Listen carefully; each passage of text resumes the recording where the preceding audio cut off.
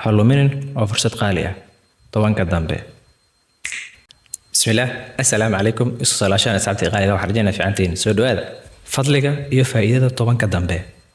sideen ku heli karnaa 80 sano oo ajir ah ma ogtahay in 240 saacadood ee nagu soo foodle ay ka qiimo badan yihiin noloshaada inta aad nooshahay ma ahan ka badbadis ee wax xaqiiqo rabbaani ah haddii aad dareentay in 20 maalmood ee hore ay kugu dhaafeen si aan nidaamsanayn oo aadan ugu faa'iideysan sidii ugu mudneed tobankan dambe waa kaagi yeysan ku dhaafin uguna faa'iideyso sidii ugu mudneed jilbaha dhigo gacmahan kor u taago 20kii hore hadday si fudud ugu dhaafeen ciyaartu hadda ayay bilow tahay saaxiib maanta waxaan furi doonaa oo falanqeyn doonaa qasnadaha qarsoon ee tobanka dambe ee Ramadaan 2024 wiil la yiraahdo Sakariye ayaa wuxuu ku dhex jiray xilli adag noloshiisa shaqo la'aan niyad jab iyo xiriirka alle oo ka xumaaday markii la gaaray tobankii dambe ayaa wuxuu go'aansaday hal shay inuu habeen kasta ugu tardukado kaligiisa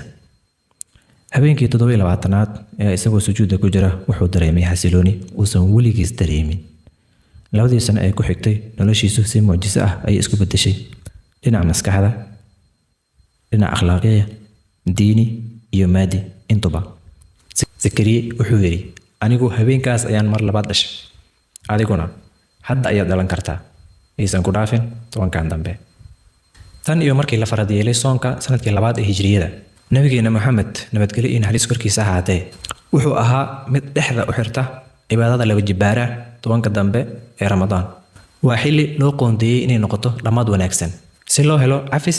iyo naxariis rabbi iyo naarta oo laga xoreeyo iyo in la gaaro guul adduun iyo aakhiraba xog la helay 2025 waxay muujinaysaa in dhalinyarada Soomaaliyeed ay habeenkii dambe ay soo jeedaan laakiin nasiib daro 60% iyaga ka mid ah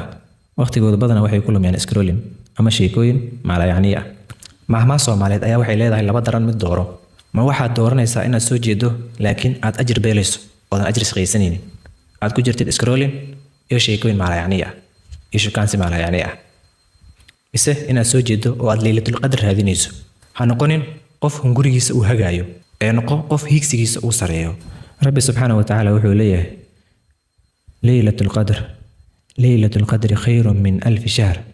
habeenka qadriga wuxuu ka khayr badan yahay 1000 bilood ka fikir hal habeen oo aad akhrido quraan u dhowdahay rabbigaaga kana fogaato xumaanta waxa ku qormaya ajir ka badan 83 sano oo cibaado ah taasi waa discount ugu weynaa ee loo sameeyo qof bani aadam ah ha iska khasaarin discountkaas ee raadi oo haleel insha Allah ilaaha kula siiye dhamaanteen aamiin haddii aad ka faa'iideysatid tobankaas dambe sidii ugu fiicneed waxaad helaysaa faa'iido ah in laga nadiifiyo dambiyadaadii hore oo dhan in laga aqbalo ducadaada aadna hesho wixii aad ku ducaysatay insha Allah inaad heshid xasilooni maskaxeed iyo mid ruuxi ah iyo inaad heshid Ramadaanka kadib isbedel dhab ah oo nololeed iyo akhlaaqeed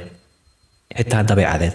balse haddii aadan uga faa'iideysan sidii ugu mudneed waxaad la kulmaysaa niyad jab aad u weyn kaasoo ka dhasha fursad aad u weyn oo aad lumisay oo aad khasaarisay inaadan ka mid noqonin kuwa ducadooda la aqbalo sababtoo ah ma aadan ducaysan oo ma ka faa'iideysan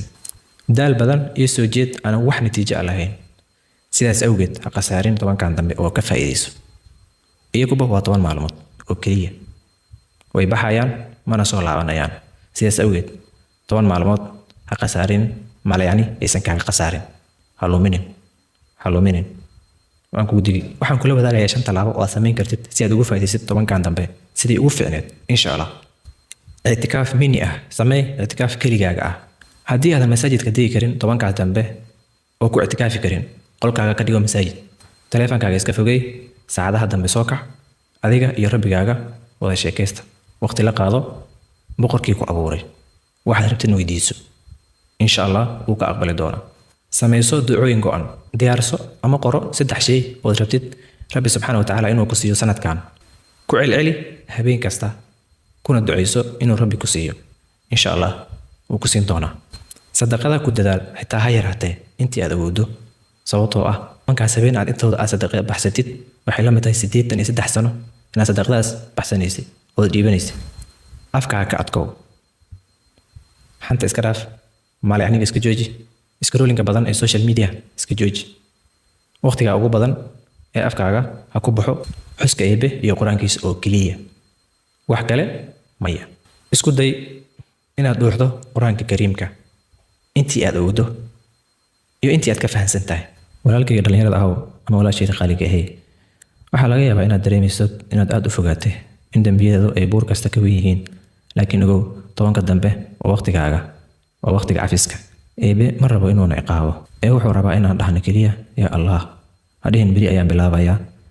Saacadaha habeenka ah waa kuwa dadka noloshooda bedela, waa kuwa ragga isdhaafshay, waa kuwa nolosha qofka bedela, naftiisa iyo noloshiisa saameyn aad u weyn ku yeesha. Saacadahaasi ha khasaarinin oo ha luminin. Isweydii, ma rabtaa inaad u dhimato qof dhalinyaro ah oo aan weligiisa dhadhaminin macaanka dhabta ah, mise qof Eebe u toobadkeenay una soo laabtay kaasoo dhadhamiyey macaanka dhabta ah ee iimaanka iyo xasiloonida nafta? Kusoo bir SG Community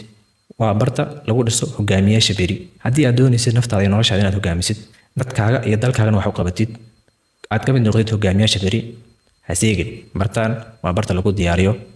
hogaamiyaasha beri. Waxaana ku dhisi doonaa qofnimadaada dhabta ah ee ma ahan midda social media aad ku joogtid. Xaqiiqada iyo runta ayaan mar walba kula wadaagi doonaa insha Allah. Ha seegin. Subscribe saar channelka, like saar videoga, una share gareey qof aad jeceshahay, qof aad la jeceshahay wanaaga, oo horumarkiisa jeceshahay. Wixii aad naftaada la jeceshahay walaalkaa la jeclo.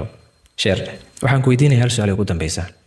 Haddii qadartaada caawa la qori lahaa sanadka soo socda, maxay noqon lahayd halka shay ee aad rabtid inay ka mid noqoto ama ay ku jirto noloshaada? Ka fikir halkaasi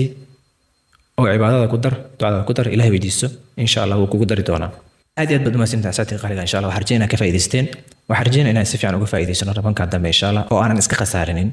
fadliga iyo faa'iidada tobanka dambe aan helno insha Allah. aan helno Laylatul Qadr. Rabbi hana waafajiye. Amiin insha Allah. Ramadaan Kariim. waxaa inoo balanahay videogan video hage. Maca salaam.